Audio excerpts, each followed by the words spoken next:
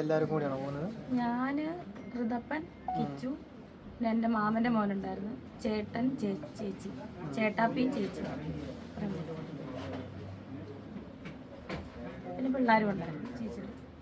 പിന്നെ കിച്ചുവിൻ്റെ ഒരു ഫ്രണ്ടും ഉണ്ടായിരുന്നു. ഞങ്ങൾ ഇത്രയും പേരാ പോയത്.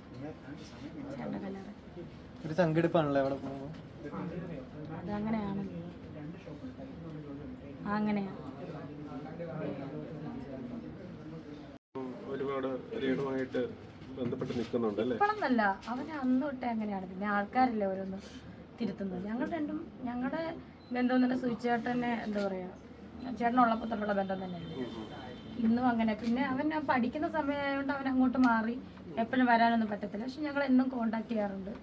ഇപ്പം സോഷ്യൽ മീഡിയ കാണിക്കുന്നില്ലെന്നല്ലേ ഉള്ളൂ.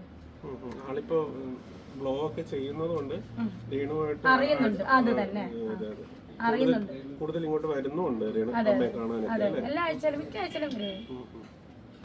ഋതപ്പനെ കാണാനൊക്കെ വരും. കല്ലറ പോയപ്പോ എന്ത് തോന്നുന്നു? കല്ലറ പോയ സമയത്ത്, സൂചേട്ടന്റെ കല്ലറ പോയ സമയത്ത് എന്ത് തോന്നുന്നു? പ്രാർത്ഥിച്ചു, തിരി കത്തിച്ച് പ്രാർത്ഥിച്ചു. പിന്നെ എന്താ പറഞ്ഞാലും അവിടെ ചെല്ലുമ്പോൾ നമുക്ക് വിഷമം വരുമല്ലോ. പ്രാർത്ഥിച്ചു, ആത്മാവിന് വേണ്ടി പ്രാർത്ഥിച്ചു. നമ്മുടെ അനുഗ്രഹത്തിന് വേണ്ടിയിട്ട് പ്രാർത്ഥിക്കാം.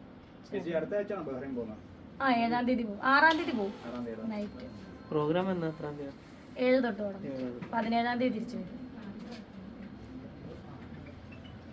അവിടെ എവിടെയെങ്കിലും പോകാൻ ഉദ്ദേശിച്ചിട്ടുണ്ടോ? അവിടെ എവിടേക്കെങ്കിലും പോകാൻ ഉദ്ദേശിച്ചിട്ടുണ്ടോ? അവിടെ എവിടേക്കെങ്കിലും പോകാൻ ഉദ്ദേശിച്ചിട്ടുണ്ടോ? മനസ്സിലായില്ല. വേറെ ഏതെങ്കിലും സ്ഥലത്തേക്ക്? അവിടുന്നോ? അതൊരു ചെറിയ രാജ്യമല്ലേ, അവിടെ തന്നെ. എവിടെ പോകാനല്ലേ അവിടുന്ന്? അവിടെ തന്നെ ആയിരിക്കും. പ്രമോഷൻ എന്തെങ്കിലുമൊക്കെ കാണും. വേറെ എനിക്കറിയില്ല, അവിടെ ചെല്ലുമ്പോഴേ അറിയത്തില്ല. ഞാൻ പോകുന്ന ബാച്ചിലേഴ്സിൻ്റെ പ്രമോഷനാണ്.